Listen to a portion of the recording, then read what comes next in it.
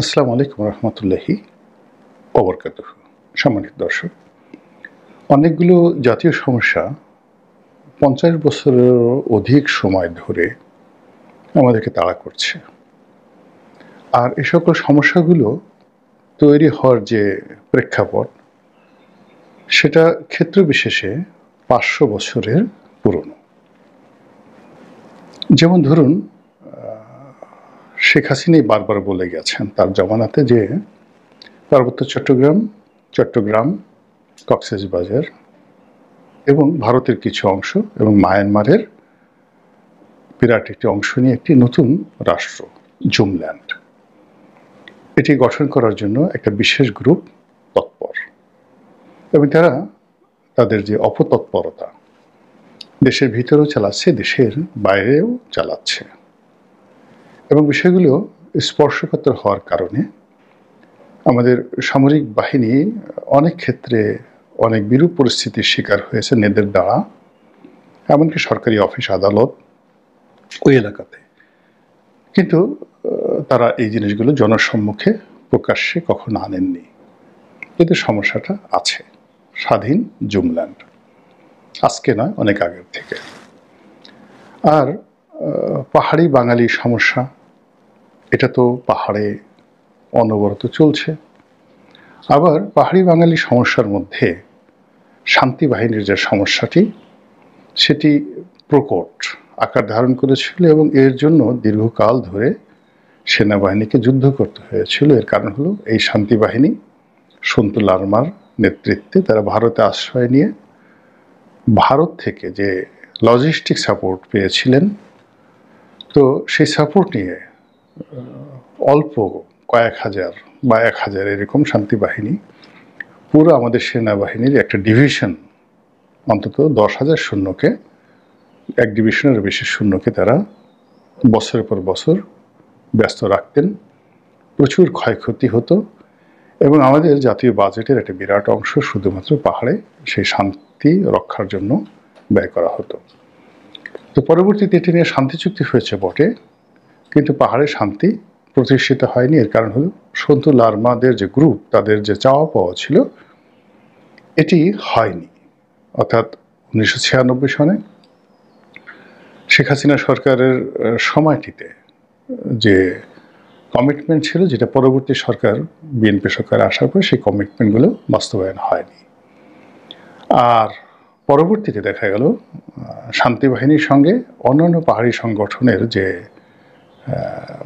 দূরত্ব এবং বিভক্তি, এর কারণে কি হলো যে শেখ হাসিনা সরকার আবার ২০০৮ সনের নির্বাচনে এসেও শান্তি বাহিনীর সঙ্গে আর নেগোসিয়েশন করতে পারেননি। এর কারণ হলো তারা আগের সেই সাংগঠনিক পর্যায়ে যেতে পারেনি। ওখানে আরও অনেক ছোট ছোট সংগঠন গড়ে উঠেছে, ফলে পাহাড়ের যে শান্তি, এটা এখনো পর্যন্ত অধরা রয়ে গেছে।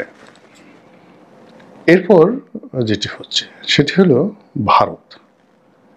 ভারত বাংলাদেশকে সিকিম বানানোর চেষ্টা করছে, কিংবা হায়দরাবাদ বানানোর জন্য বাংলাদেশ দখল করতে সৈন্যবাহিনী পাঠাচ্ছে। এটি আজকের অপপ্রচার নয় বা আজকের প্রচার নয়, এটি পাকিস্তান জামানাতেও ছিল, সিন্স 1950। 1950 সন থেকে এই কথাগুলো চলছে যে এই আজ দখল করলো ভারত, কাল দখল করলো ভারত। এবং ভারতের সেই যে মনোভাব, সেই মনোভাবের কারণে পাকিস্তানও সম্ভবত ভারতের কাছে আত্মসমর্পণ করার জন্য উদ্গ্রীব ছিল। এর কারণ হলো তারা এটাকে একটা সেকেন্ড অপশন হিসেবে তারা বাংলাদেশকে ব্যবহার করেছে। এই কারণে এখানের যে সামরিক শক্তি, এখানকার যে লজিস্টিক সাপোর্ট, সার্বিক উন্নয়ন, এই জিনিসগুলো নিয়ে ব্যাপকভাবে পাকিস্তান সরকার কাজ করেনি। ফলে 1965 সনের ভারত এবং পাকিস্তান যুদ্ধের সময়টিতে এই পূর্ববঙ্গ এতটা অরক্ষিত ছিল যে যদি কয়েক হাজার ভারতীয় সৈন্য বাংলাদেশে তখন ওই মুহূর্তে প্রবেশ করতো, বাংলাদেশ কিন্তু তারা দখল করে নিতে পারত। তো কেন করেনি, কি করেনি, সেটি আমরা এখনো বলতে পারবো না।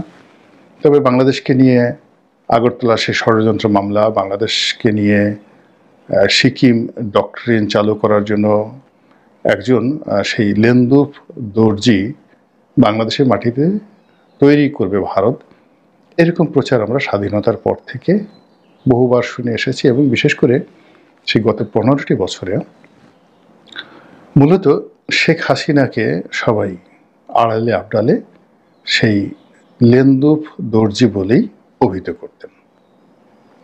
তো লেন্দুফ দর্জির যে কর্ম, সেটা হলো তিনি প্রথমে জনগণের বিশ্বাস স্থাপন করেছেন, তারপরে বিশ্বাস অর্জন করেছেন।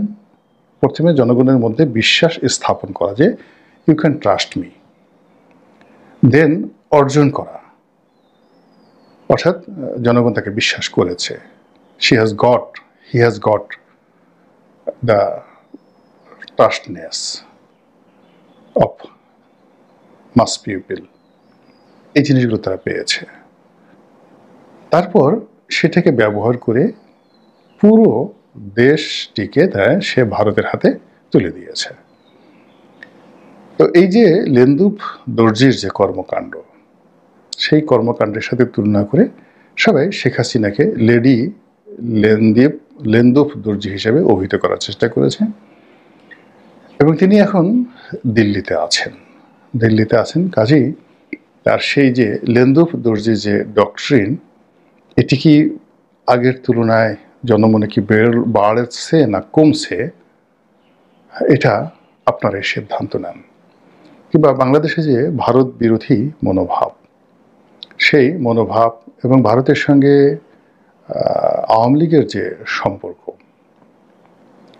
সেই সম্পর্কের যে রসায়ন, সেটি এখন এই শেখ হাসিনার ভারতে যাওয়ার পর বাড়লো না কমলো।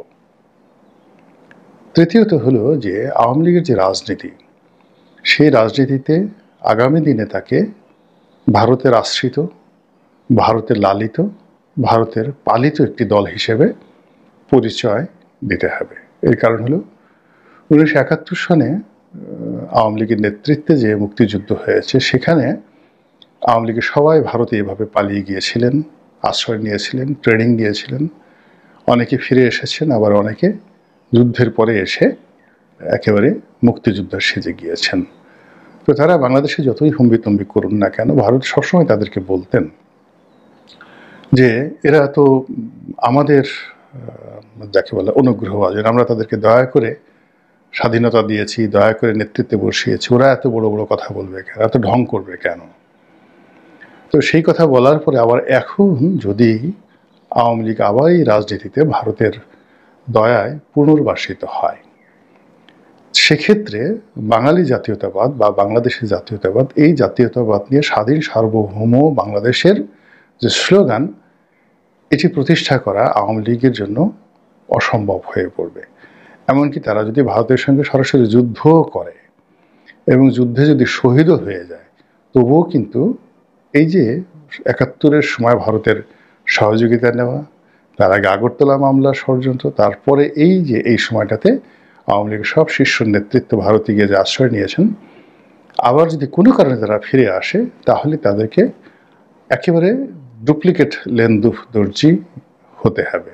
এছাড়া একটা নতুন ধারা রাজনীতি, একেবারে ভারত বিরোধী একটা নতুন রাজনীতি যদি এই বাংলার মাটির থেকে আওয়ামী লীগ শুরু না করে, তাহলে মাস পিপল, জনগণ যারা অ্যান্টি ইন্ডিয়ান সেন্টিমেন্টে ভোগেন, তারা কখনো আওয়ামী লীগকে মেনে নেবে না।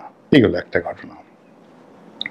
এই যে পরিস্থিতিগুলো, অর্থাৎ আগের যে সমস্যা, স্বাধীন জুমল্যান্ড সমস্যা, এরপরে পার্বত্য সমস্যা, এরপরে এই সিকিমের মতো বাংলাদেশ হয়ে যাবে, বা ভারতীয় সৈন্য বাংলাদেশে এসে তারা হায়দ্রাবাদের নিজামকে হটিয়ে যেভাবে হায়দ্রাবাদ দখল করেছিল সেইভাবে করবে।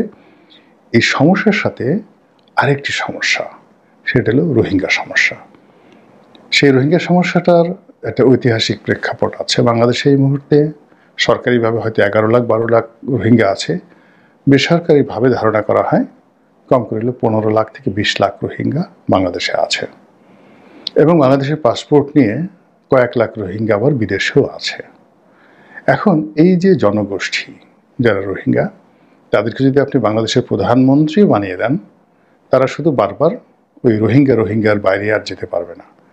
আমি সৌদি আরবে অনেক রোহিঙ্গাকে দেখেছি যারা 20 বছর যাবৎ সৌদি আরবে আছেন বাংলাদেশের পাসপোর্টে, বাংলাদেশি পরিচয়ে, কিন্তু প্রথমে তারা নিজেদেরকে পরিচয় দেন আমরা রোহিঙ্গা। এবং তারা যদি সুযোগ পায় তাহলে তারা সেই মায়ানমারে ফিরে যাবে। আর তাদের স্বপ্ন হলো এই কক্সবাজার এবং মায়ানমারের যে অংশটি তাদের যা রয়েছে আর কি, তো সেটি নিয়ে আলাদা একটি রাষ্ট্র গঠন করার। এর কারণ হলো নিকট অতীতে সেই মুঘল জমানার আগে তাদের একটা রাজত্ব ছিল।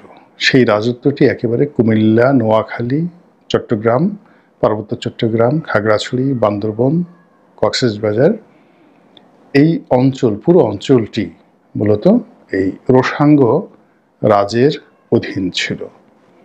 এবং আজকের আমরা যে বাংলা ভাষা, বাংলা সাহিত্য, এটা কিন্তু সেই রোসাঙ্গ রাজ, মানে রোহিঙ্গার যে রাজা, সেই রাজার রাজদরবারে এটি প্রতিষ্ঠিত হয়েছিল।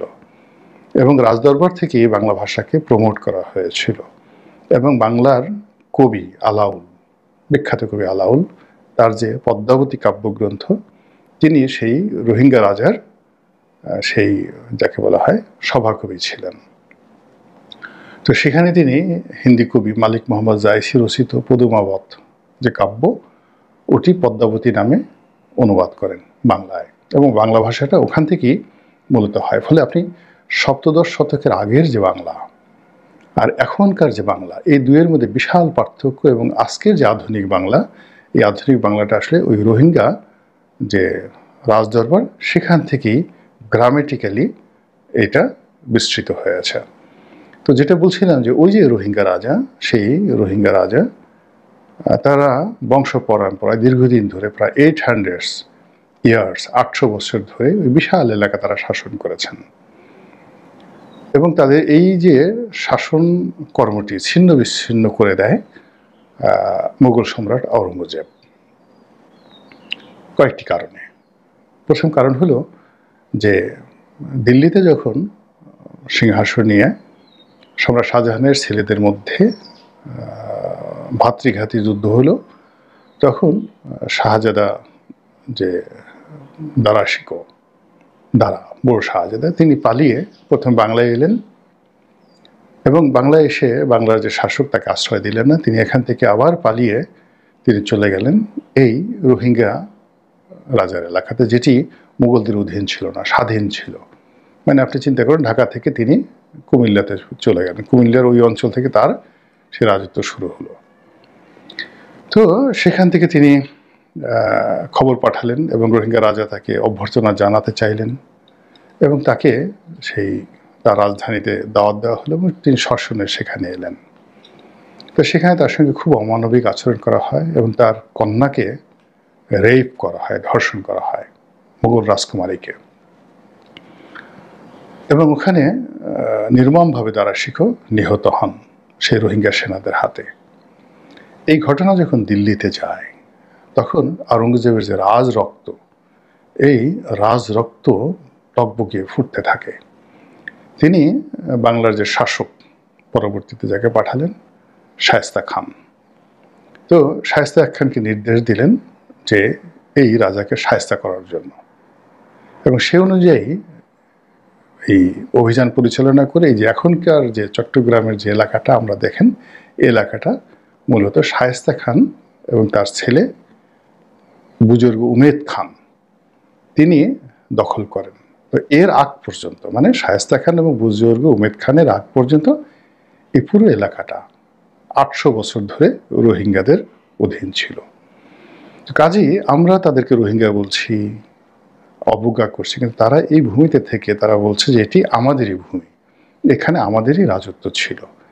তো এই যে একটা ঐতিহাসিক যে মনস্তাত্ত্বিক যুদ্ধ, যেটা আমাদের বাঙালি আমরা যারা এখানে আছি আমরা অনেকে জানি না, অনেকে বুঝি না। এবং এটা কি করে একটা জাতিকে একটা যুদ্ধের দিকে নিয়ে যায়, কি করে একটা জাতিকে স্বাধীনতার দিকে নিয়ে যায়, এটাও আমরা জানি না। তো এই সকল সমস্যাগুলো এখন এই যে ইউনূস সরকার, ডক্টর মোহাম্মদ ইউনূস সরকারের উপর একসঙ্গে পড়েছে। কিন্তু ওনার যারা এই মুহূর্তে উজির আছেন, নাজির আছেন, বীর বাহাদুর আছেন, সেনাপতি আছেন, তারা কয়জন এই বিষয়গুলো নিয়ে উদ্গ্রীব, কয়জন উৎকণ্ঠিত, কয়জন এই বিষয়গুলো জানেন এবং কয়জন এই বিষয়গুলো সামাল দেওয়ার জন্য মানসিকভাবে, অর্থনৈতিকভাবে, প্রশাসনিকভাবে সক্ষম, এটা আমি জানি না। কিন্তু বাস্তবতা হলো এই সমস্যাগুলো যারা এর সাথে জড়িত, আমাদের প্রতিপক্ষ, তারা কিন্তু কন্টিনিউয়াসলি চেষ্টা করে যাচ্ছেন। কিন্তু আমরা যদি এই যে আমাদের এখন যে দুর্বলতম একটি সরকার চলছে, দুর্বলতম একটি সময় চলছে, এই সময়টিতে জাতিগতভাবে ঐক্যবদ্ধ না থাকি, তাহলে এই যে সমস্যাগুলো বললাম, এর যে কোনো একটাও যদি ঘটে, তাহলে আমাদের এই মানচিত্র কিভাবে থাকবে, জাতীয় পতাকার সম্মান কোথায় থাকবে, এই সেনাবাহিনী, এই পুলিশ বাহিনী, এই আমলাতন্ত্র, এই বিচার ব্যবস্থা, এই যে সবুজ পাসপোর্ট, এই উন্নয়ন, এই মেট্রো রেল, এই চট্টগ্রাম বন্দর, এই কক্সবাজার সমুদ্র সৈকত, এগুলোর ভবিষ্যৎ কোথায় যাবে চিন্তা করলেই আতঙ্কে হাত পা থরথর করে কাঁপতে থাকে। আল্লাহ আমাদের সবাইকে হেদায়েত দান করুন এবং হেফাজত